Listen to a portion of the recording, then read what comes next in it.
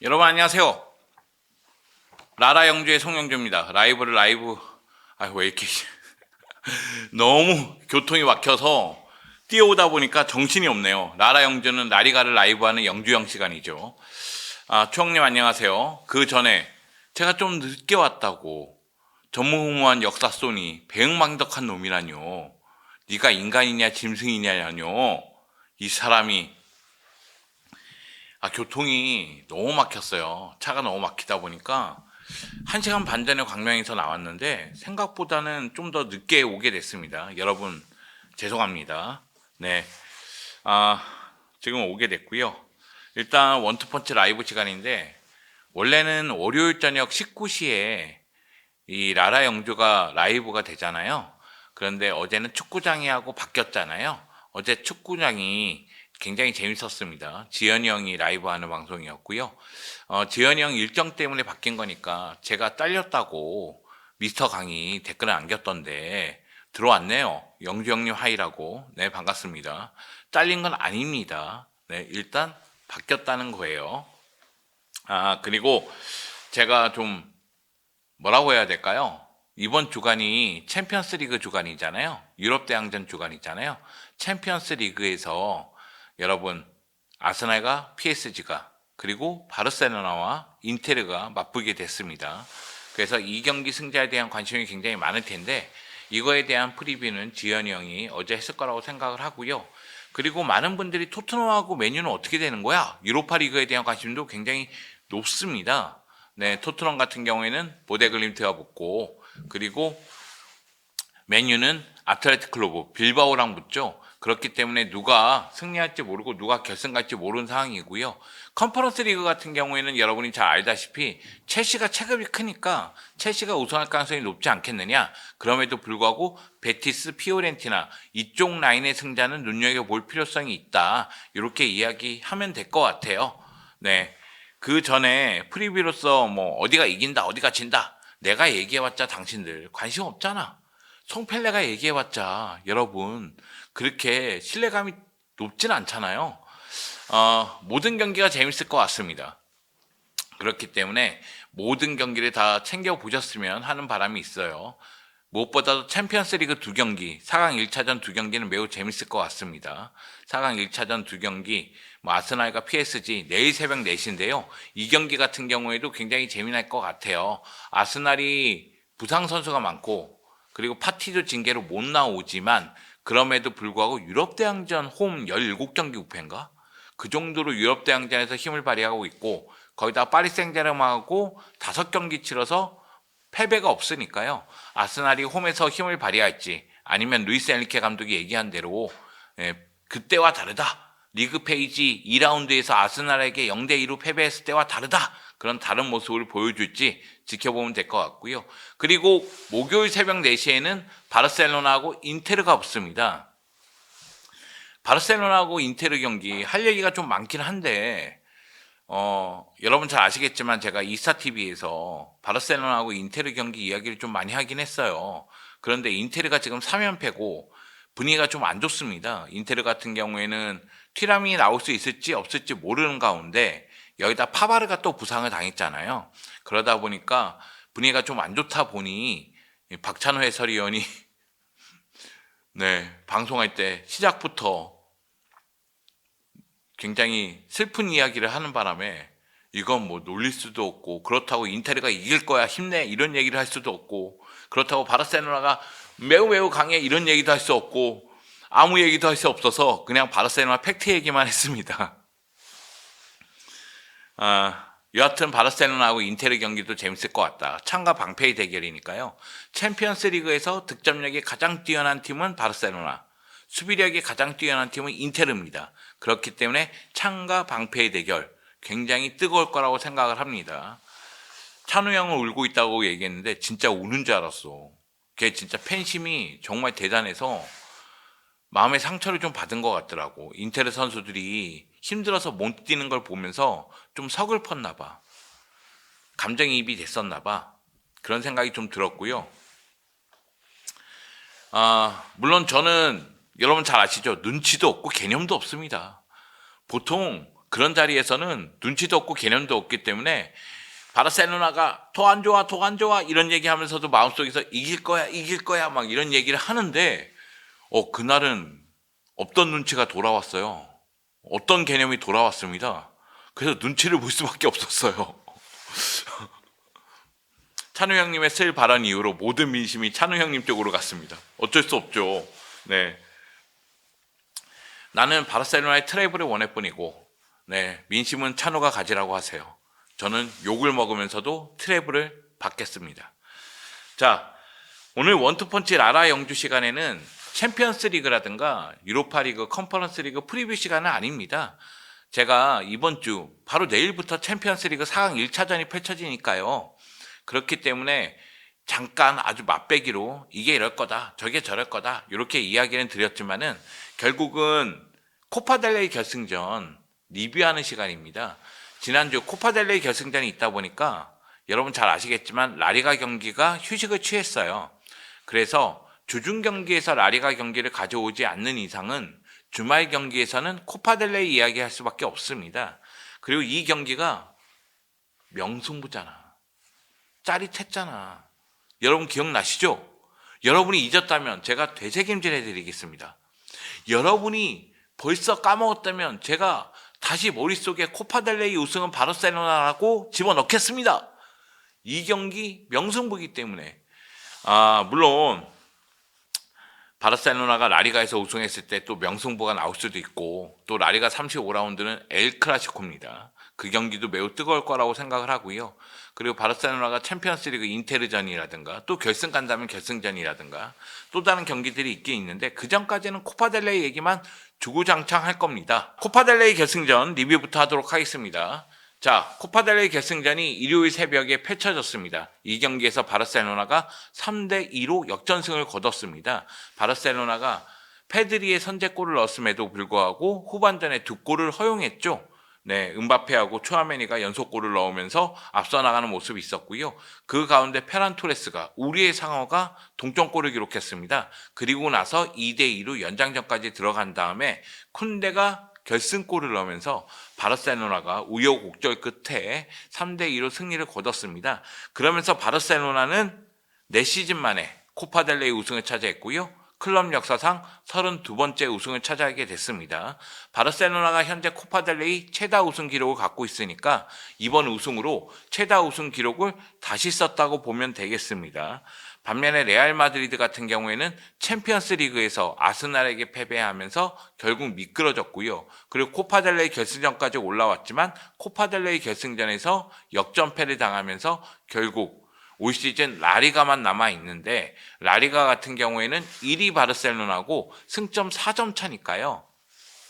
레알 마드리드 입장에서는 자칫 잘못하면은 무관으로 올 시즌을 그칠 수도 있는 상황이 됐습니다.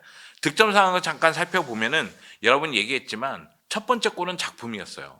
왜냐하면 쿠바르시가 상대의 패스를 뺏은 다음에 그 패스가 페드리에게 가고 페드리가 라민 야말에게 길게 연결한 다음에 라민 야말이 수비를 자신에게 집중시킨 그 가운데에서 뒤쪽에 들어오는 페드리에게 내주니까 페드리가 들어가면서 원터치로 중거리 슈팅으로 마무리 짓는 모습이 있었거든요. 첫 골은 너무나 환상적이었고 그러면서 바르셀로나가 전반전 주도권을 완전히 잡아나가는 모습이 있었습니다. 근데 후반전 은바페가 들어오면서 레알 마드리드는 달라졌어요. 레알 마드리드가 후반전 잠시 후에도 얘기하겠지만 거의 전방부터 1대1 압박을 하면서 결국 바르셀로나의 빌드업을 방해했고 그러다 보니까 패스를 끊어서 공격을 전개하는 횟수가 늘어났습니다. 그 가운데 세트피스에서 힘을 발휘하는 모습이 있었죠. 70분에 은바페가 프리킥 상황에서 동점골을 기록했고요. 77분에 코너킥 상황에서 초아메니가 역전골을 넣는데 성공을 했습니다. 교체 투입된 아르다 귤러가 올려준 볼을 초아메니가 몸싸움에서 이겨내면서 헤더로서 역전골을 넣는데 성공을 했죠. 그러면서 레알 마드리드가 2대1로 승리를 거둘 거라는 생각이 들었어요. 보통 이렇게 역전당하면 뒤집기가 쉽지가 않거든요. 그럼에도 불구하고 바르셀로나에는 라민 야말과 페란이 있었습니다. 라민 야말의 감각적인 패스를 페란이 받아서 크루토아를 제치고 슈팅한 것, 이것을 리디거가 막지 못하면서 결국은 동점골이 터졌고요. 승부는 연장전으로 갑니다. 연장전 같은 경우에도 초반에는 레알 마드리드가 분위기를 잡아나가는 듯 했지만 결국 바르셀로나가 경기를 주도했고요. 마지막 순간에 모드리치의 패스를 끊어서 결국 쿤데가 마무리 지었습니다. 모드리치 골 보면서 많은 분들이 그런 얘기 하더라고요. 저는 레알 마드리드 보면서 발베르데가 좀 부러웠는데 발베르데 빠따 중거리 슈팅 한 방 대단하잖아요. 근데 모드리치 골 보면서 그런 게 좀 부럽지 않다 이제 이런 느낌이 들었고 많은 분들이 야 알베스가 돌아온 것 같다. 알베스의 공격력을 본 것 같다. 이런 이야기도 하시더라고요. 그 정도로 쿤데의 이 골은 값어치가 정말 컸다. 이렇게 얘기할 수 있을 것 같아요. 하피냐가 요즘 좀 하락세인 게 불안하다. 하피냐가 코파델레이 결승전에서는 좀 아쉬움이 있었죠. 그러다 보니까 두 가지 얘기를 합니다. 하피냐가 제 역할을 못하는 거는 레반도프스키하고 호흡 문제인가. 레반도프스키가 수비 라인을 끌고 다닐 때 하피냐가 빈 공간으로 들어가면서 결국 마무리 짓는 모습이 많은데 레반도프스키가 없다 보니까 수비를 페란이 끌고 다니는 그런 상황에서도 하피냐가 여기서 제대로 된 위치를 잡는 게 어려운 것 아닌가 이런 얘기가 있고 또 하나는 하피냐가 왼쪽에 있지만 중앙 쪽으로 들어오잖아요. 왼쪽 하프 스페이스에서 플레이를 많이 하잖아요. 그러면은 발데가 있을 때 조금 더 효과적인 연동하는 플레이가 나오지 않겠느냐. 근데 제라르 마르틴 같은 경우에는 약간 공격이 간보는 공격 같잖아. 들어갈 듯 말 듯. 약간 밀당하는 듯이. 근데 거의 들어가지 않고 백패스를 많이 하니까 그러다 보니까 하피냐가 제라르 마르틴과 같이 호흡을 맞추는데 어려움이 있는 것 아닌가 이런 이야기가 있는데 여하튼 인테르하고 챔피언스리그 4강 1차전에 레반도프스키하고 바이데가 못 나올 가능성이 있잖아요. 레반도프스키는 못 나오고 바이데는 출전 여부가 불투명하니까 그러면 결국 하피냐는 페란이라든가 제라르 마르틴하고 호흡을 맞춰야 돼요. 그러니까 여기서 조금 더 좀 힘을 발휘해 줬으면 좋겠다. 코파델레이 경기에서 하피냐는 좀 아쉬움이 있었다. 이런 이야기를 좀 하고 싶네요. 네. 걱정하지 마십시오. 인테르는 더 심각합니다. 인테르가 지금 심각한 건 알고 있어요. 인테르는 지금 흐름의 문제고 체력의 문제 같아요. 그러니까 바르셀로나 같은 경우에도 체력적으로 힘든 건 마찬가지입니다. 그러니까 바르셀로나도 코파델레이 경기가 120분 경기 결국은 연장전까지 치렀으니까 체력적으로 힘이 들겠죠. 그런데 인테르 같은 경우에는 힘이 드는 가운데 흐름이 나쁘니까 지금 공식 4경기에서 승리가 없습니다. 공식 3연패예요. 그리고 세리아 1위에서 2위로 내려왔고요. 코파 이탈리아는 밀란에게 패배하면서 결승 진출에 실패했습니다. 흐름이 지금 너무 안 좋으니까 인테르 쪽에서는 분위기가 안 좋은데 그리고 찬우가 티람 얘기를 많이 하는데 티람이 있어야지만 역습 전개에서 위력을 발휘하는 것도 사실입니다. 그렇기 때문에 티람이 출전 여부가 바르셀로나에게도 인테르에게도 매우 중요한 것도 사실이에요.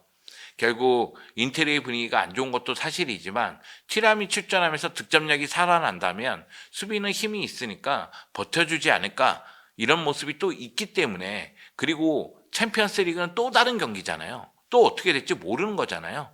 그렇기 때문에 지켜볼 필요성이 있지 않나 그런 생각이 좀 들고요. 아르다 길러 어떻게 보시나요? 인더 예언님께서 얘기해 주셨는데 아르다 길러를 최근 들어서 중앙 쪽에 많이 배치를 해요. 그러니까 오른쪽에 교체 출전시킬 때 브라임 디아스, 중앙 쪽에 아르다 길러를 투입하면서 결국 공격적으로 나갈 때 연결고리 역할을 더 많이 하게끔 만들고 있고 이거는 아르다 길러의 플레이메이커 능력을 좀 많이 이용한다는 이야기가 됩니다. 저는 중앙 쪽에서도 충분히 힘을 발휘하고 있다고 생각을 합니다. 최근에 골도 넣었죠. 그것도 약발, 오른발로 골을 넣는 모습도 있었고 그리고 플레이메이커 능력도 충분히 갖고 있는 선수니까요. 다만 레알 마드리드의 명단을 봤을 때 개인적으로 아르다 길러는 선발 라인업에 들어오기 힘들 거다. 그건 어쩔 수 없는 거 아닌가요? 뭐 아르다 길러가 선발로 뛰고 싶어하는 욕심이 있다 할지라도 레알 마드리드 공격진의 명단을 봤을 때 아르다 길러의 자리는 확실한 자리는 아니다. 그렇기 때문에 교체를 뛸 수밖에 없다. 그리고 아르다 길러의 나이를 생각하면 이걸 받아들이면서 성장하는 것도 전 나쁘지 않다고 생각을 합니다. 물론 많은 분들이 어린 나이에 출전 시간이 많아야지 더 빨리 성장하지 않겠느냐? 동의합니다. 인정합니다. 뭐 쿠바르시라든가 라민 야말 보면 더욱더 인정할 수밖에 없죠. 그런데 지금 레알 마드리드의 상황을 봤을 때에는 선발 라인업에 들어오긴 어렵다. 이것도 맞는 얘기 같아서요. 네, 콤버지 당시는 대체, 맥토미니는 기시같이 탈명 효과 발동, 맥토미니는 MVP 각 라운드. 이게 왜 그러냐면 나폴리가 토리노에게 2대0으로 승리를 거뒀어요. 그리고 나폴리가 토리노에게 2대0으로 승리를 거둘 때 맥토미니가 2골 넣었습니다. 맥중사 대단합니다. 그리고 경기를 뛰는 모습 보면 행복 축구하고 있다는 느낌이 좀 들어요. 그러니까 나폴리는 최전방에 루카쿠, 그 밑에 맥토미니, 루카쿠가 버텨주고 수비 끌고 다니면 맥토미니가 빈 공간으로 들어가면서 마무리 짓는 모습이 있거든요. 이 두 명이 메뉴 출신이잖아요. 그러니까 탈명 효과라고 이야기하는 것 같고요. 그리고 맥토미니가 지금 10골 이상 넣었습니다. 그리고 골의 가치 이런 얘기한 건 별로지만 그래도 골의 값어치, 가치 이런 측면을 좀 따진다면은 매우 높다고 할 수가 있습니다. 그렇기 때문에 맥토미니가 MVP 받아야 되는 거 아니냐? 저 이렇게 이야기하더라도 이상하지 않다고 생각을 합니다. 자, 레알 최근 패악질을 어떻게 생각하시나요?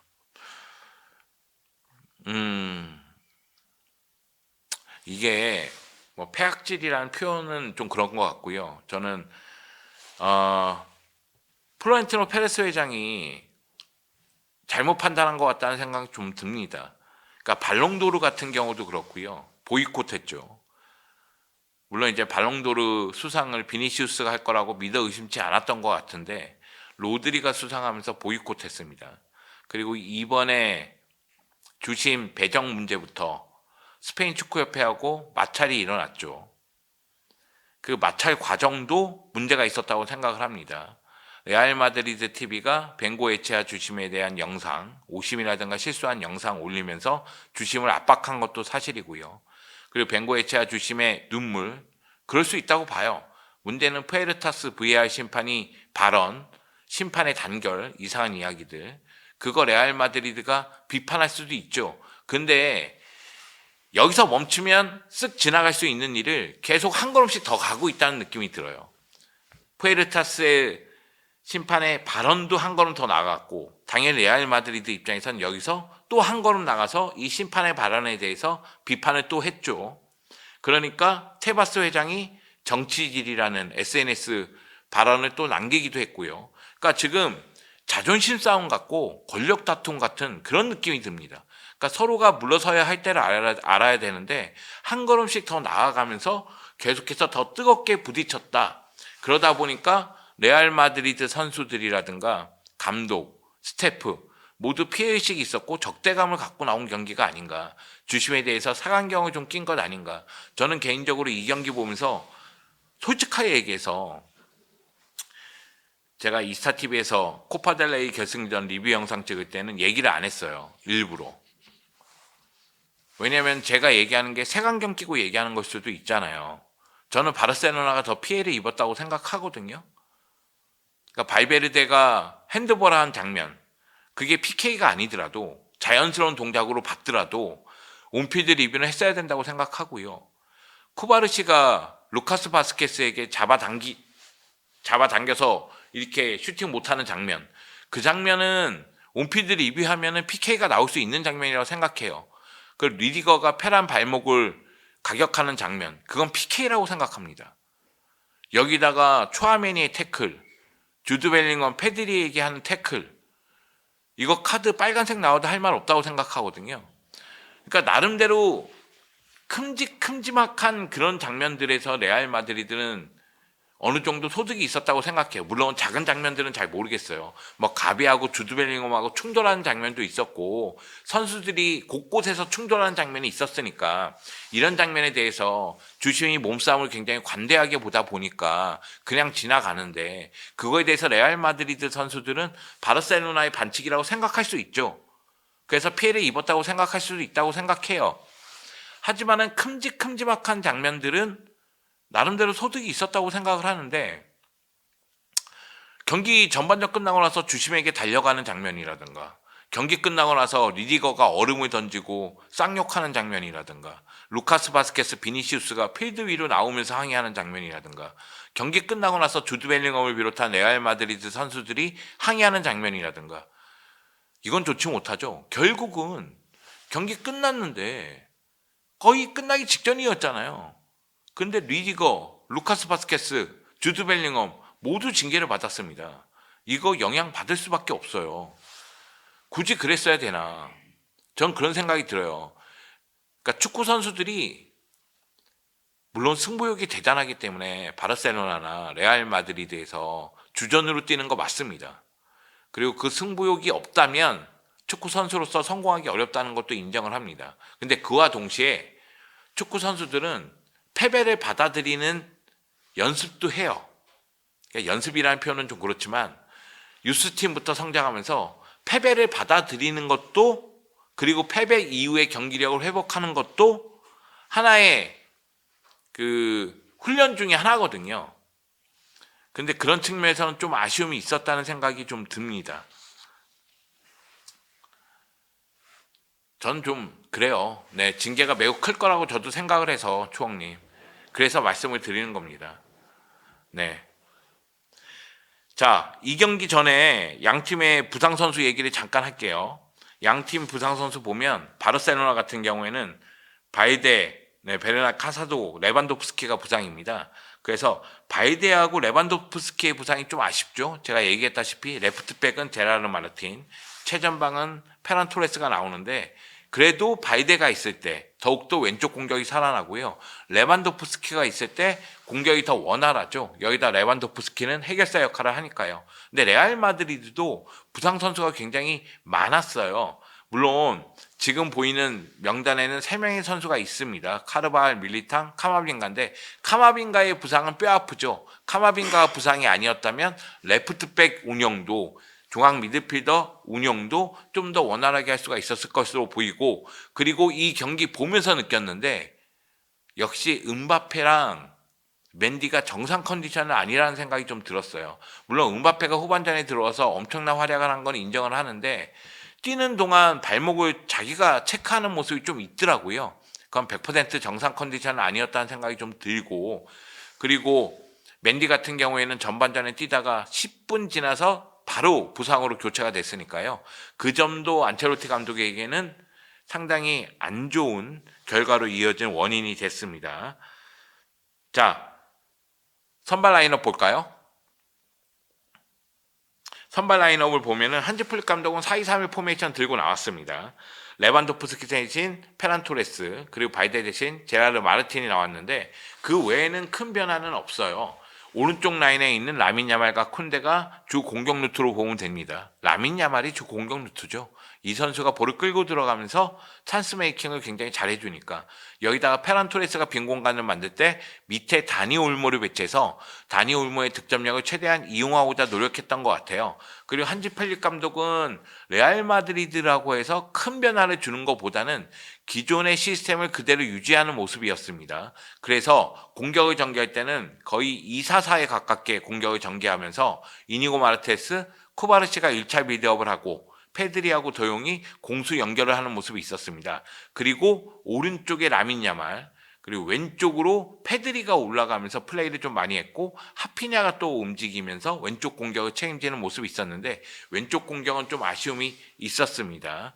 반면에 레알 마드리드 보면 안첼로티 감독은 4-2-3-1처럼 보이긴 합니다. 그리고 다니 세바요스가 왼쪽 측면으로 많이 올라가기도 했어요. 하지만 사실상 제가 보기에는 4-3-1-2에 가깝지 않았나. 호드리고가 조금 더 전방 쪽에서 뛰었다면 4-3-1-2라고 보여졌을 겁니다. 이 경기에서는 제가 놀란 거는 발베르데가 라이트백이 아니었다는 거예요. 안첼로티 감독은 루카스 바스케스를 선발 출전시키면서 발베르데를 중앙 쪽에 배치했습니다. 이건 발베르데가 중앙 미드필더로 뛸 때 공수에서 활약이 뛰어나기 때문이거든요. 그 점을 이용하기 위해서고, 그리고 안첼로티 감독 같은 경우에는 선수비 후역습을 전개하니까 전방 쪽에 스피드가 뛰어난 비니시우스, 호드리그를 배치하고, 그리고 미드필더 라인에서 중원 싸움에 밀리면 안 되니까 미드필더의 숫자를 좀 늘린 셈이 된 거죠. 벨링엄, 세바요스, 추아메니, 발베르데가 미드필드 라인에 있었으니까요. 그러면서 경기를 치렀는데 아마 안첼로티 감독 생각에는 음바페가 들어갈 때 승부수를 던지자 이런 생각은 있었던 것 같아요. 그러니까 전반전은 버텨내고 그 가운데 후반전 어차피 바르셀로나도 많이 지쳤을 테니 후반전에 스피드를 살리면서 역습을 하면은 충분히 우리에게 승산이 있다, 이런 생각이 있었던 것 같은데 이 경기는 아쉬움이 좀 남았죠. 네, 많이 남았습니다. 자, 일단 바르셀로나 경기 중 포메이션 보면서 말씀드릴게요. 이 바르셀로나가 경기 중 포메이션 보면 라민 야말이 오른쪽에서 좀 많이 떨어져서 오른쪽 공격을 전개하는 장면이 있어요. 네, 19번이 라민 야말이죠. 네, 오른쪽 라인으로 넓게 펼쳐져서 공격을 전개하는데 이거는 라민 야말이 1대1 돌파를 많이 했기 때문입니다. 그리고 라민 야말 뒤쪽에 쿤데가 있는데 쿤데가 네, 오버래핑, 언더래핑 하면서 계속해서 라민 야말을 도와줬고요. 반면에 페란 토레스가 중앙 쪽에서 수비를 끌고 다니고자 노력할 때 다니 올모가 위에서 플레이를 많이 했어요. 그리고 하피냐가 중앙 쪽으로 많이 들어왔습니다. 그런데 사실 다니 올모, 하피냐, 루카스 바스케스의 거친 수비에 고생하기도 했죠. 그러다 보니까 이렇다 할, 물론 이제 경기 중에 활약은 나쁘지 않았다고 생각을 하는데 공격 포인트를 기록하지 못했고요. 그리고 더용하고 페드리가 위쪽으로 올라와서 공격을 지원하고자 노력하는 모습이 있었습니다. 지금 바르셀로나의 라인을 한번 봐보세요. 네, 하프라인보다 약간 밑에 있는데 이 정도로 라인 자체가 높게 형성되어 있습니다. 그 얘기는 뭐냐면 라인을 높게 형성해서 오프사이드 트랩을 형성해서 수비 라인의 안정감을 가져오고 앞에부터 압박하면서 계속해서 상대 진영에서 플레이를 늘리겠다는 거죠. 그리고 수비 라인에서 뭐 이니고든 쿠바르치든 다이렉트한 패스를 통해서 전방 쪽 공간을 많이 이용하고자 노력을 했습니다. 그런데 사실 지금 후반전에 페드리는 실망이긴 했습니다, 이런 이야기가 나왔잖아요. 그러니까 더용도 카드 받은 다음에 플레이가 약간 위축된 느낌도 있었고 후반전에 페드리도 전반전에 비해서 위력이 많이 떨어졌죠. 여기다 제라르 마르틴이 전반전에 수비 잘했어요. 저 인정합니다. 전반전에 수비 진짜 잘했는데 후반전에 체력이 떨어지다 보니까 수비에서 문제가 발생했어요. 그러다 보니까 한지 플릭 감독도 선수 교체를 통해서 분위기를 바꿀 수밖에 없었죠. 그래서 선수 교체를 단행했는데 이것이 적중했다고 저는 봅니다.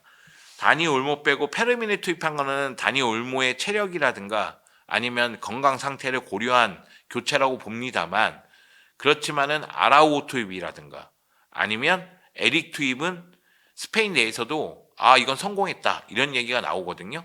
그러니까 아라우가 수비 라인에 들어가면서 수비 라인에서 라인을 올렸을 때 뒷공간에 커버, 아라우는 피지컬이 좋잖아요. 스피드가 또 뛰어나잖아요. 그러니까 이 커버할 수 있는 힘을 더 늘려놨고요. 그리고 가비하고 에릭을 도용과 페드리 대신 넣으면서 중원에서의 기동력과 에너지 레벨을 유지하고자 노력했습니다. 그리고 미드필드의 공수 연결에서는 문제가 나올 수 있어도 수비력은 더 강화시킨 거죠. 단판 승부기 때문에 어쩔 수 없는 판단이라는 생각은 좀 들어요. 저는 솔직하게 얘기해서 페드리가 교체될 때 좀 아쉬움이 있었습니다. 도용이 나갔는데 페드리마저 나가면 공격 전개는 그럼 누가 해? 가비만 해? 이런 생각이 좀 있긴 있었거든요. 그럼에도 불구하고 결과론적으로는 아라오, 가비, 에릭 투입된 게 다 효과를 봤습니다. 그리고 파우 빅토르 같은 경우에도 페란 토레스가 지쳤기 때문에 빼주고 교체를 해줬는데 이런 경기에 출전하면은 파우 빅토르도 물론 출전 시간이 한 5분에서 몇 분 안 되죠. 그렇긴 하더라도 성장할 수 있는 상황이 되니까요. 그런 측면에서 바르셀로나는 뭐 승리했으니까 얘기하는 거지만 결과론적으로는 선수 교체도 성공했다, 이렇게 얘기할 수가 있겠습니다. 한국의 퍼스님 감사합니다. 코파델레이 우승 축하합니다. 맥토미니 메뉴에서 제법 골 넣었는데 굳이 팔아버린 테나가 납득 안 갑니다. 맥토미니 팔고 데려온 게 마운트라. 그렇게 비교하니까 진짜 그래도 본머스전 무승부 했잖아요. 호일룬이 오랜만에 골 넣었잖아. 상황 2차전은 인테르가 버틸 텐데 결국 인내심 싸움이라 봅니다. 급하면 필패입니다. 좋은 승부 기대하겠습니다. 지금 이렇게 걱정해 주신 건 감사한데 빌바오전 걱정해야 돼요.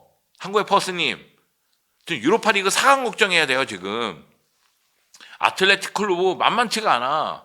지금 니코 돌아온 것 같아. 걱정해야 돼. 이런 이야기를 좀 드리고 싶습니다. 자, 레알 마드리드 경기 중 포메이션 볼게요. 레알 마드리드는 11분에 맨디가 부상을 당하면서 프란이 들어온 것도 아쉽습니다. 레알 마드리드는 사실은 맨디가 수비력이 더 뛰어나기 때문에 맨디를 두고 리디거, 아센시오 그리고 루카스 바스케스를 배치했다고 봐요. 만약에 프란을 선발로 쓴다고 생각했다면 아마 안첼로티 감독은 발베르데를 내리지 않았을까 이런 생각이 있습니다. 왜냐하면 결과론적으로 얘기해서 프란이 들어옴으로 인해서 왼쪽 측면 수비도 문제였고 루카스 바스케스가 있는 오른쪽 측면 수비도 불안한 건 사실이거든요. 나 루카스 바스케스 수비할 때 이거 카드인데 이런 장면이 지나간 게 되게 많아. 하피냐 발꿈치 밟고 뭐 다니 올모 발꿈치 밟고 막 이런 장면들 지나간 게 많거든. 그래서 그게 이제 그냥 지나간 건 레알 마드리드에게 다행인데 루카스 바스케스가 위험했다 이야기를 드린 거고요. 루카스 바스케스가 지금 17번인데 오른쪽 측면에서 위로 올라가서 공격 가담을 하려고 노력하는 장면이 많습니다. 그러다 보니까 루카스 바스케스 옆에 8번이 발베르데인데 위로 올라가지를 못해요. 그러니까 발베르데가 오른쪽 측면 수비도 커버를 해줘야 돼요. 그러니까 결과론적으로는 발베르데를 미드필드 라인에 배치했지만 발베르데를 공격적으로 활용을 못했다는 얘기가 됩니다. 그리고 지금 전체적으로 보면은 수비 라인이 밑에 있죠. 선수비 후역습 전술을 전개했거든요. 그 가운데 비니시우스만 앞쪽에 두 칸이 있어요. 7번이 비니시우스예요. 그러니까 비니시우스의 스피드, 드리블, 결정력을 최대한 이용하려는 생각이었던 거예요. 선수비 후역습을 통해서. 그런데 비니시우스가 힘을 발휘하기 위해서라면 호드리고가 조금 더 전진해 있었어야 돼요. 결과론적으로는 좀 더 앞쪽에서 많이 뛰었어야 된다는 얘기예요. 그러니까 비니시우스를 도와주는 역할을 호드리고가 좀 더 많이 해줬어야 돼요. 근데 그 역할이 제대로 안 됐다는 느낌이 들고요. 그리고 세바요스가 19번인데 왼쪽 측면에서 중앙으로 들어오면서 19번 세바요스, 5번의 주드 벨링엄, 14번의 추아메니, 8번의 발베르데 모두 수비 쪽에 집중하는 모습이 나옵니다. 중원 싸움에 집중하는 거죠. 중원에서 밀리면 이 경기 놓치니까 중원 싸움을 신경을 많이 썼다는 게 느껴져요. 다만 주드 벨링엄 이 경기 슈팅이 없어요. 솔직히 저는 이 경기 발베르데 주드 벨링엄 보면서 물론 음바페 보면서도 느꼈습니다만 축구 진짜 잘하는구나. 얘네 축구 잘하는 애들이다. 이거 느꼈거든요. 주드 벨링엄 보법이 달라. 뛰는 게 달라. 압박하는 게 다르고 볼 뺏어오는 능력이라든가 이런 게 너무 잘해. 물론 거친 플레이가 많았죠. 그리고 발베르데 레알의 노예잖아요. 정말 많은 경기를 소화했잖아요. 그런데 끝까지 뜁니다. 미친 듯이 뜁니다. 그러니까 이 선수들 보면서 놀라운 그런 느낌은 있었는데 물론 이건 바르셀로나를 상대하기 때문에 중원 싸움에서 밀리면 이 경기를 놓치니까 조금 더 중원 싸움, 그러니까 압박이라든가 뭐 기동력이라든가 이런 부분에 좀 더 초점을 맞추라는 지시가 들어갔을 거라고 저는 생각을 하지만 주드 벨링엄이 슈팅이 없다는 건 이건 그리고 발베르데도 공격적인 능력을 많이 보여주지 못한 경기니까 이런 부분은 좀 아쉬움이 있다. 네, 이런 얘기를 드릴 수밖에 없습니다. 물론 레알 마드리드도 선수 교체에서 성공했다고 봐야 됩니다. 왜냐하면 안첼로티 감독이 선수 교체를 빨리 하는 편은 아니에요. 그럼에도 불구하고 이 경기는 선수 교체를 굉장히 빨리 가져갔어요. 그래서 후반전 시작과 동시에 음바페가 들어왔거든요. 그래서 음바페가 이 경기에서 프리킥으로 동점골을 넣으면서 경기의 흐름이 완전히 바뀌게 되잖아요. 그럼 선수 교체는 성공했다고 봐야 되는 게 맞죠. 여기다가 초아메니가 역전골 넣었는데 아르다 길러가 코너킥을 쳤잖아요. 아르다 길러도 교체 투입한 선수니까 선수 교체가 성공했다고 보는 게 또 맞죠. 그러니까 안첼로티도 이 경기는 선수 교체 타이밍을 굉장히 빨리 가져간 경기예요. 그래서 효과를 분명히 봤습니다. 그리고 저는 후반전 시작할 때 음바페 들어갈 때 그런 생각이 있었어요. 이건 그냥 우리가 시쳇말로 얘기하듯이 전반전은 버린 건가? 뭐냐면 전반전은 버티기에 들어갔고 후반전에 실질적으로 공격의 파괴력을 최대한 발휘하고자 노력한 건 아닌가? 이런 생각이 좀 들었어요. 음바페가 들어가면서 레알이 흐름을 가져가는 그 순간 이거 바르셀로나 위험한데? 그런 생각이 들었으니까요. 그 정도로 후반전 안첼로티 감독의 시나리오대로 경기는 전개됐다고 생각을 합니다. 근데 안첼로티 감독이 생각 못한 게 있겠죠. 페란이 골을 넣을 줄 몰랐겠지. 걔가 정원인 줄 알았겠지. 걔가 가끔씩 상어라니까. 걔가 막판에 상어로 돌아왔어요. 페란이 골을 넣을 줄 몰랐던 거야. 라민 야말의 패스는 페란을 상어로 만든다. 그러면서 2대2가 되면서 연장전으로 들어갔고, 연장전 분위기는 레알 마드리드가 에너지 소비가 너무 컸던 것 같아요, 후반전에. 그러다 보니까 연장전의 흐름도 점차적으로 바르셀로나 쪽으로 간 것이 아닌가, 그런 생각이 좀 듭니다. 자, 다음으로 넘어갈까요? 여러분, 경기를 보다 보면 그런 느낌이 들 때가 있어요. 이 경기는 어렵구나, 좋구나, 이기겠다, 지겠다, 이럴 때가 있는데, 이 경기가 제가 명승부라고 얘기하는 건 소위 얘기해서 요동치는 경기였어요. 그러다 보니까 이길 것 같은데, 아니 이거 지겠는데, 아니 이기겠는데, 막 이런 식의 감정 변화가 굉장히 클 수밖에 없었던 경기가 아닌가, 그런 생각이 좀 듭니다. 경기의 흐름을 좀 보면, 여러분, 전반전은 바르셀로나의 전반전이었어요. 그래서 바르셀로나가 전반전에 한 골에 그친 게 너무 아쉬웠습니다. 그러니까 전반전에 하피냐가 조금 더 분발하면서 한 골 정도는 더 넣었어야 돼요. 그래야지만 경기의 흐름을 쭉 잡고 갈 수 있다는 느낌이 듭니다. 그런데 그러지 못했다는 게 좀 아쉽고요. 그러다 보니까 후반전, 아까 얘기했다시피 음바페가 들어가면서 레알의 후반전이 됐어요. 그러니까 레알 마드리드가 후반전 주도권을 완전히 가져오면서 두 골을 몰아넣었죠. 그 가운데 막판에 페라니 골이 연장전으로 끌고 간 겁니다. 제가 레알 마드리드가 에너지 소비가 너무 컸던 거 아닌가 이렇게 얘기한 이유는, 후반 시작할 때만 하더라도 레알 마드리드의 흐름이 나쁘지 않았어요. 근데 시간이 흐를수록 바르셀로나의 분위기가 됐고, 연장 후반전은 바르셀로나의 분위기였습니다. 그러다 보니까 경기는 결국 바르셀로나가 3대2로 승리를 거두면서 마무리가 됐습니다. 경기 기록을 잠깐 볼게요. 경기 기록 보면은 기록만 놓고 봤을 때는 바르셀로나의 승리가 이상하지 않습니다. 근데 제가 경기 기록을 갖고 온 이유는 역시 오프사이드 기록 때문에 그래요. 오프사이드 기록 보면은 레알 마드리드가 7번, 바르셀로나가 2번입니다. 그러니까 바르셀로나의 오프사이드 트랩이 나름대로 힘을 발휘했다고 봐야 되겠죠. 그러다 보니까 레알 마드리드 입장에선 골이 들어가도 취소되는 장면이 있었고, PK를 얻어도 취소되는 장면이 있었습니다. 그런 부분에 있어서는 좀 레알 마드리드가 운이 안 따랐다 이렇게 얘기할 수도 있겠죠. 뭐 점유율이라든가 슈팅 숫자, 유효슈팅 숫자, 전체적인 면에서 바르셀로나가 승리할 만한 경기였다는 생각은 듭니다. 자, 그러면 선수들 좀 알아볼게요. 일단 페란 토레스 볼까요? 페란 토레스 이 경기 MVP입니다. 페란 토레스 115분 출전해서 한 골 넣었고요. 슈팅 4개 중에 유효슈팅을 하나인데 그게 골이에요. 제가 얘기했죠? 정원인 줄 알았지? 상어였다. 슈팅 4개 중에 마지막 순간 그 유효슈팅이 골로 연결이 됐다. 기회 창출 3번이나 했고요. 그리고 패스 성공률이 79%인데 공격수니까 드리블 성공이 83%인데 제가 다른 데에서 봤던 기록은 거의 100%로 나왔어요. 5번 시도해서 5번 성공했다는 게 있는데, 제가 이 기록을 풋몹에서 뽑았는데 6번 시도해서 5번 성공했다는 기록이 나오고 있습니다. 올 시즌 코파델레이 5경기에서 6골 넣었습니다. 코파델레이 결승전 MVP고요. 코파델레이 득점 왕입니다. 올 시즌 공식 42경기에서 18골 4개의 도움을 했습니다.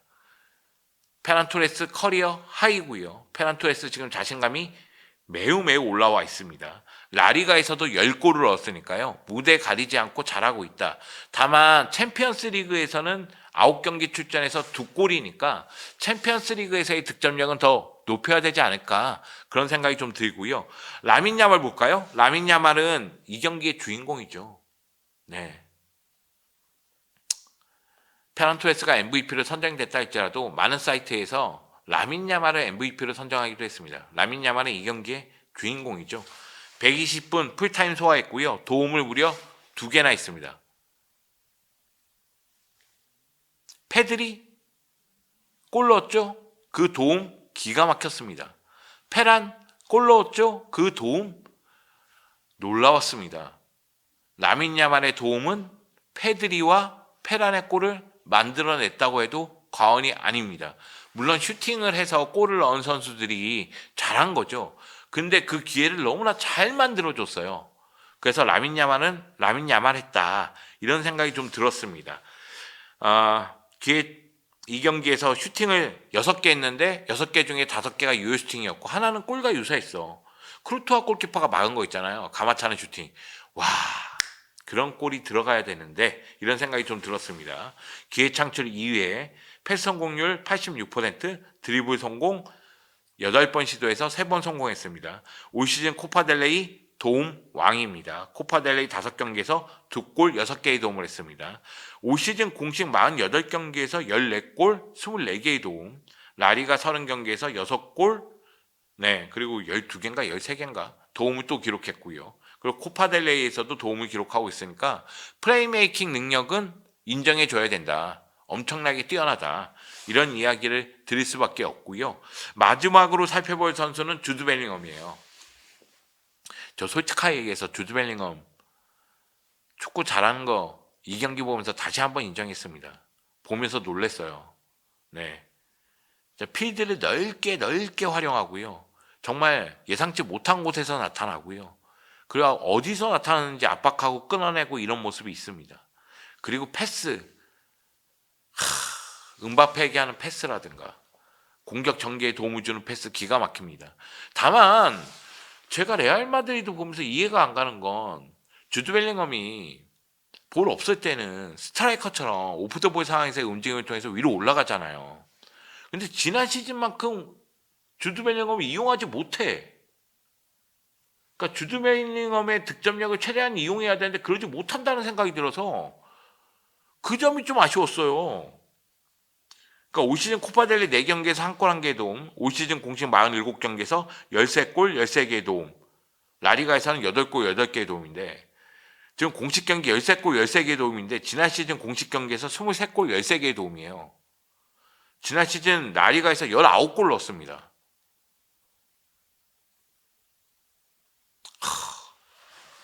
저도 그 생각 있어요. 신영님. 음바페 때문에 그런가? 음바페 영입했기 때문에 음바페하고 비니시우스 공존, 그리고 주드 벨링엄하고 공존. 그러다 보면 주드 벨링엄은 한 단계 밑에서 쓸 수밖에 없으니까 주드 벨링엄의 공격력을 최대한 이용하지 못한다. 이런 결과로 이어진 것인가? 이런 생각은 들긴 드는데 왜 그래야 되는지. 지금 안첼로티 감독 이번 시즌 끝으로 그만두고 브라질 대표팀으로 간다는 소문이 무성하잖아요. 확정된 건 아닙니다. 이런 소문이 무성한 가운데 사비 알론소 감독이 레버쿠젠에 떠나서 레알 마드리드 감독으로 부임한다는 소문이 무성하잖아요. 그러면 다음 시즌 감독이 사비 알론소 감독이 된다면 전 주드 벨링엄의 공격력을 최대한 이용해 줬으면 좋겠어요. 그러면 새로운 감독도 아마 음바페, 비니시우스, 주드 벨링엄, 호드리고 이 공존에 대해서 고민할 겁니다. 그리고 새로운 감독은 방법을 찾아내야 됩니다. 그래야지만 레알 마드리드가 우리가 아는 레알 마드리드의 모습을 보여주지 않을까 그런 생각이 좀 있습니다. 자, 이 경기 보면서 여러 가지 뉴스를 접하게 됐는데 이번 대결이 결승전에서 펼쳐진 8번째 엘 클라시코라고 합니다. 이전 7차례 결승전에서는 레알 마드리드가 4승 3패를 기록했습니다. 결승전 기록은 레알 마드리드가 엘 클라시코에서는 더 많은 승리를 거둔 거예요. 그리고 최근 2차례 대결도 레알 마드리드가 승리했습니다. 2011년도 연장전 같죠? 그거 호날두가 결승골 넣으면서 레알 마드리드가 1대0으로 승리 거두고 우승했고요. 2014년도 2대1로 졌는데 바르트라가 동점골 넣긴 했지만은 그때 가레스 베일의 치달 여러분 다 기억하죠? 그러면서 레알 마드리드가 2차례 연속으로 엘 클라시코 결승전, 코파델레이 결승전에서는 바르셀로나를 제압했다. 이렇게 얘기할 수가 있겠는데 역사는 반복되고 흘러갑니다. 네, 레알이 우승하고 바르셀로나가 우승하고 레알이 우승하고 바르셀로나가 두 번 하고 그리고 레알이 두 번 했는데 이번에 바르셀로나가 우승했기 때문에 또 어떻게 흘러갈지 모르는 거죠. 다만 이제 결승전 엘 클라시코 코파델레이에서는 4승 4패다. 다음에 만날 때는 상대 전적에서 누가 우위에 있다고 하긴 좀 어렵다. 이런 이야기를 드리고 싶고요. 그리고 이번 대결이 코파델레이에서 펼쳐진 엘 클라시코 중에서 두 번째 연장전 대결이라고 해요. 네. 첫 번째 결승전 엘 클라시코 연장전 대결은 2011년도 얘기했죠. 호날두 선수가 연장전에서 결승골 넣으면서 레알 마드리드가 1대0으로 승리하고 우승했고, 그리고 이번이 연장전 돌입돼서 쿤데의 결승골로 바르셀로나가 3대2로 승리하면서 우승에 성공을 했는데 2011년 이후로는 공식 경기에서 결승전에서 양 팀이 연장전까지 간 적은 없다고 하더라고요. 그래서 오랜만에 연장전을 봤다 이런 생각이 좀 듭니다. 자, 그리고 한지 플릭 감독은 바르셀로나 지휘봉 잡고 첫 엘 클라시코에서 3연승을 거둔 두 번째 감독이라고 합니다. 이전에 지휘봉 잡자마자 엘 클라시코에서 5연승을 달린 감독이 있어요. 아시죠? 펩 과르디올라였습니다.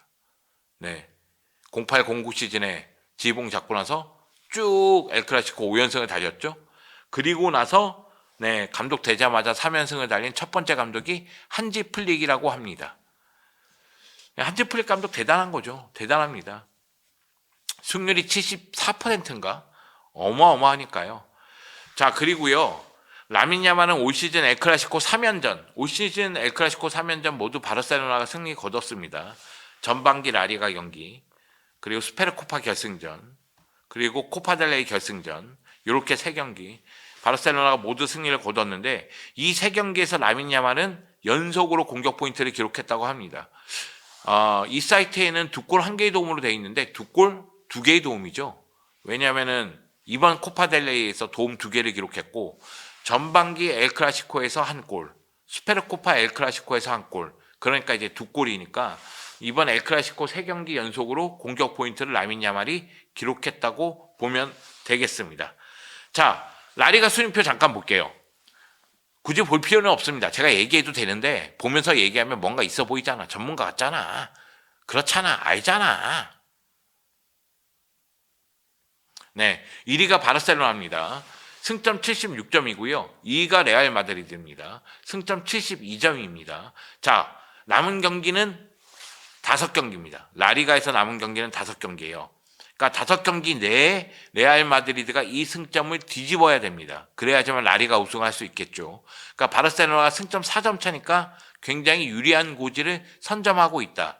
근데 아틀레티코 마드리드 보면은 승점이 66점이니까 그러면 지금 이 순간 우승 경쟁은 1위 바르셀로나, 2위 레알 마드리드. 이 승점 4점 차 내에서 어떤 경쟁이 벌어지느냐. 남은 경기는 5경기다. 과연 대역전극이 펼쳐질 것이냐. 여기에 이제 초점이 집중이 되는 거죠. 그리고 라리가 팬들이 집중하는 건 5위 비아레알, 6위 베티스입니다. 누가 챔피언스 리그로 가느냐. 5위까지 챔피언스 리그에 나가잖아요. 그런데 5위가 비아레알이고 6위가 베티스인데 승점 차가 1점 차입니다. 마르셀로 감독 양보할 생각이 없습니다. 그리고 비아레알은 리그에만 집중하면 됩니다. 근데 베티스 컨퍼런스 리그 우승 원합니다. 그리고 챔피언스 리그 진출 티켓도 원하고 있습니다. 그래서 요 경쟁도 매우 뜨거울 것 같습니다. 물론 이제 컨퍼런스 리그 경쟁은 지금 화면에 안 나오는 팀들까지 굉장히 많긴 해요. 네, 그 경쟁도 매우 뜨거운데 그 경쟁 얘기하면은 오늘 시간이 굉장히 많이 지날 것 같아서요. 자, 바르셀로나 일정 볼게요. 네, 바르셀로나는 챔피언스 리그 2경기, 라리가 5경기 남았습니다. 여러분이 잘 아는 챔피언스 리그 4강 1, 2차전 인테르 경기가 모레죠. 모레와 다음 주에 펼쳐집니다. 그래서 제가 봤을 때는 한지 플릭 감독이 인테르전에 모든 에너지를 쏟고 바야돌리드전에 로테이션 돌릴 걸로 보이고요. 그 다음 주에 인테르 원정 경기에서 또다시 에너지를 쏟고 그 다음에 엘 클라시코까지는 에너지를 쏟을 것 같아요. 그렇게 간 다음에 에스파뇰전에서 로테를 돌릴지는 좀 봐야 되겠습니다. 여하튼 바르셀로나 남은 경기가 레알 마드리드보다는 많다. 근데 바르셀로나는 남은 경기가 지금 7경기로 보이지만 8경기를 하고 싶어 한다. 인테를 꺾고 결승 가기를 원한다. 이런 이야기를 드리고 싶고요. 지금 바르셀로나가 레알 마드리드전 이후 경기 보면은 에스파뇰하고의 카탈루냐더비입니다. 이건 자존심 싸움이니까 놓치면 안 되고, 좀 전에 얘기했죠. 챔피언스리그 진출을 원하는 비아레알이기 때문에 비아레알전도 쉽지 않습니다. 그리고 아틀레틱 클루브, 만약의 경우 유로파리그 결승전 치른다면 모를까, 유로파리그 결승 못 간다? 그러면은 아틀레틱 클루브도 이 경기에서 자존심 싸움이니까, 또 홈 경기니까 제 힘을 발휘할 가능성이 매우 큽니다. 경기 일정이 만만치는 않다는 얘기입니다. 자, 레알 마드리드 일정 보면 레알 마드리드는 라리가 5경기만 남았습니다. 이 라리가 5경기가 매우 중요한데, 솔직하게 얘기해서 레알 마드리드는 타격이 있는 편이에요. 코파델레이 우승 실패의 후유증이 좀 있습니다. 그리고 이제 셀타비고하고 경기가 주말에 있는데, 이아고 아스파스가 레알 마드리드 상대로 승리한 적이 없더라고. 뭐 레알 마드리드전 18경기인가? 굉장히 많이 뛰었는데, 그러니까 셀타비고가 레알 마드리드를 상대로 아스파스가 뛸 때는 승리한 적이 없더라고요. 저 처음 알았습니다. 그렇게 중요한 내용은 아니고요. 그냥 지나가는 내용이었습니다. 네, 여하튼 레알 마드리드가 셀타비고하고 경기 치르면 바르셀로나 원정, 이게 라리가 35라운드예요. 요 경기가 사실상 라리가 결승전으로 보면 됩니다. 여기서 레알 마드리드가 승리를 거두면 막판 대역전극을 꿈꿀 수가 있고, 여기서 만약에 패배하거나 무승부로 끝나면 바르셀로나가 쓱 흘러가듯이 우승할 수가 있을 거라고 보입니다. 네, 레알 마드리드는 남은 경기 보면 마요르카, 세비야, 소시에다드인데, 마요르카, 소시에다드가 이때까지 어떤 경기력을 보여줄지가 관건이에요. 왜냐하면 컨퍼런스 리그에 나갈 수 있는 위치에 있는 팀들이기 때문에, 막판에 막 경기력 올라와서 컨퍼런스 리그 진출권 놓고 경쟁한다? 그러면 레알 마드리드도 이 경기는 어려운 경기가 될 가능성이 있고요. 세비야는 감독 교체를 했습니다. 피미엔타 감독에서 카파로스 감독으로 교체를 했기 때문에, 카파로스 감독 밑에서 지금 2경기 치렀는데 승리가 없어요. 1무 1패예요. 그래서 분위기가 안 좋긴 하지만 카파로스 감독도 홈에서 뭔가 보여줄 필요성이 있기 때문에 세비야 원정도 쉬운 경기는 아니라고 봅니다. 제가 아쉬워하는 거는 레알 마드리드 입장에서 코파델레이 후유증이 너무 커요. 축구는 연속성 위에 있거든요. 코파델레이 우승 못한 것도 아쉽죠. 근데 코파델레이에서 징계를 받은 선수가 3명이나 됩니다. 근데 이 3명의 선수 중에서 저는 2명은 매우 중요하다고 봐요. 솔직하게 얘기해서 리디거 안 나오면 중앙수비 어떡할 겁니까? 리디거, 아센시오가 책임질 때 그나마 가장 안정적이지 않나요? 그리고 주드 벨링엄 안 나오면 미드필드 운영 어떡할 겁니까? 리디거가 징계받으면서 무릎이 계속 안 좋았다고 해요. 그래서 아예 그냥 배일장님 얘기대로 무릎 수술을 한다는 얘기가 있습니다.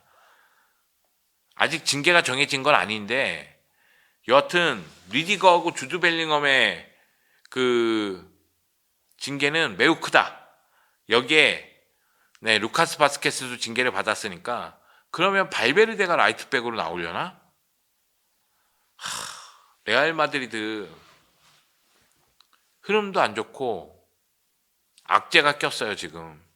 그러니까 레알 마드리드 입장에서는 올 시즌 무관에 그치지 않기 위해서 어떻게 해서든 라리가에서 우승해야 되는데 쉬운 상황이 아닙니다. 그런 상황이 됐습니다. 리디거라든가 루카스 바스케스, 주드 벨링엄이 징계로 못 나온다는 건 레알 마드리드에게는 굉장히 마이너스 요소가 됐다. 이렇게 얘기할 수가 있겠습니다. 제가 준비한 건 여기까지예요.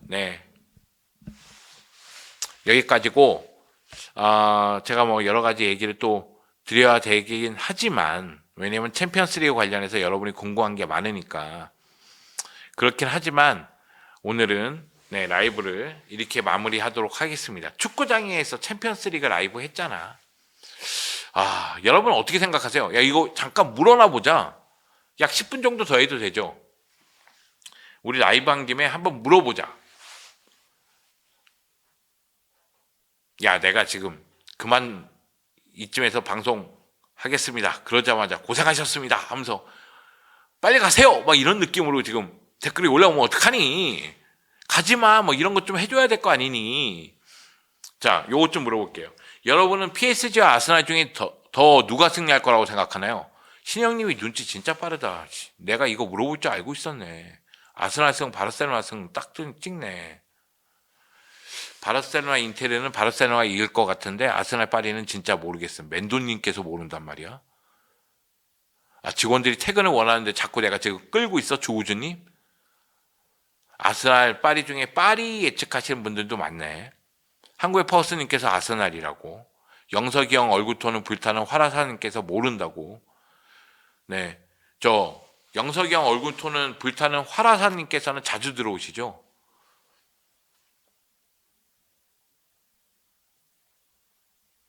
바르셀로나 아스날 본다고? 바라는 건 파리다. 덴벨레 더비가 결승전에서 펼쳐졌으면 좋겠다. 이렇게 생각하시는 분들도 있네. 영주 형님, 왜 플릭 반대하셨습니까? 야, 또 냉수 먹게 하네, 속 차리게. 지금 이 좋은 마당에, 이렇게 플릭 잘하고 있는 마당에, 과거에 좀 걱정된다고 얘기한 것 같고, 이렇게 얘기하면 안 돼. 한주 플릭 좋아. I love you. I need you. I want you. 더 이상 무슨 말이 필요해. 한주 플릭 잘하고 있습니다. 숲고양이님께서 형님 실망입니다. 걱정이 앞서다 보니까 네, 늙으면 걱정이 늘어난다. 걱정하다 보니까 그랬던 거예요. 네, 파리하고 바르셀로나 결승 본다고. 진짜 챔피언스리그 4강 정도 되면 모르겠다. 몰라. 알 수가 없어. 저도 뭐 프리뷰나 이런 방송 한 2개 찍었나? 그런데 어디가 더 유리하다고 얘기하기가 되게 어려운 것 같아요. 바르셀로나 인테르 같은 경우도 그래요. 흐름은 바르셀로나가 유리하게 한데 저는 바르셀로나에게 조금 더 유리한 면은 그건 있다고 생각해요. 바이데하고 레반도프스키가 인테르하고 4강 2차전에 돌아온다면 그러면 인테르 원정 경기이긴 하지만 그래도 괜찮을 것이다. 이런 생각은 좀 드니까. 근데 1차전 어떻게 할지를 좀 봐야 되겠죠? 챔피언스 리그는 또 다릅니다. 그리고 최근에 바르셀로나가 인테르에게 고생했어요. 그래서 그건 뭐 승리를 장담하기는 어렵다는 생각이 듭니다. 그럼에도 불구하고 흐름만 놓고 봤을 때는 바르셀로나가 조금 더 앞서 있지 않을까? 그런 생각은 좀 들어요. 설레발 아니고요. 설레발은 나쁜 결과로 이어집니다. 설레발은 아니고 파리하고 아스날은 정말 모르겠어요. 저는 아스날 최근 12경기 우패거든요. 6승 6무예요. 그러니까 패배를 당하지 않고 있다는 건 매우 중요합니다. 끈끈한 경기력을 보여주고 있다는 얘기거든요. 물론 요즘에 키비오르가 아니라 살리바가 약간 실수를 범하는 장면이 눈에 들어오긴 하는데 여하튼 수비는 여전히 안정감을 유지하고 있잖아요. 그리고 마르티넬리, 사카 좋잖아. 여기다가 트로사르 최근에 골 잘 넣고 있어요. 물론 이제 파티가 못 나오는 게 아쉽긴 하지만 메리노 내릴 거 아닙니까? 아마 데클란 라이스를 수비형 미드필더로 쓰겠죠? 그러면서 메리노를 한 칸 내리지 않을까. 그래서 아스날이 잡을까 이거? 여기다 파리가 지난 니스전에서 패배했어요. 그래서 리그에서 이미 우승 확정 지은 다음에 경기니까 크게 의미를 둘 이유는 없지만 무패 우승은 좌절됐습니다. 그러다 보니까 최근 5경기 보면은 뭐 아스날은 패배가 없고요. 12경기 우패니까. 근데 파리는 아스톤 빌라전 패배가 있고 니스전 패배가 있어요.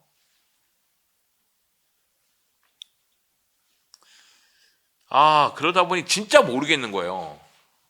저는 진짜 아스날 파리는 모르겠어요. 난 파리가 유리하다고 봤거든? 근데 진짜 모르겠네.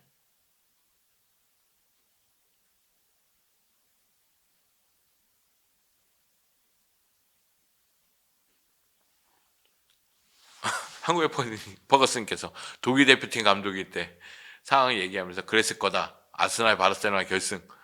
아니 메뉴를 생각하고 지금 메뉴 걱정해야 돼. 한국의 버스님. 메뉴 걱정해야 된다고. 메뉴 유로파리그 우승해야지 챔피언스리그 나갈 거 아니오. 자꾸 타팀 응원하고 타팀 결승 가고 이러면 안 된다니까.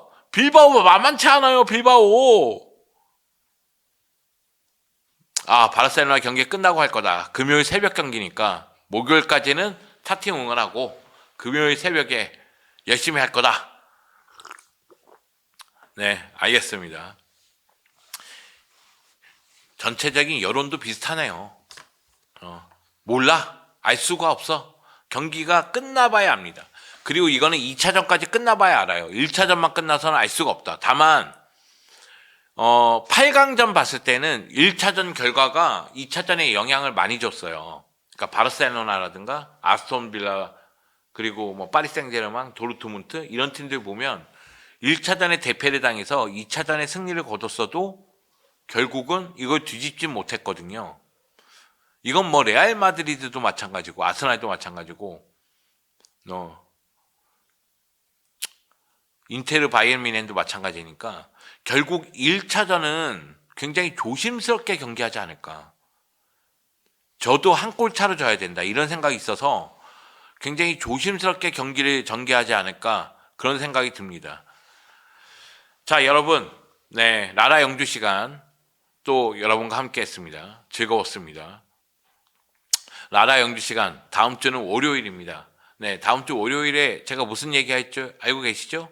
네, 챔피언스 리그 얘기도 하고 그리고 라리가 얘기도 하고 그럴 겁니다.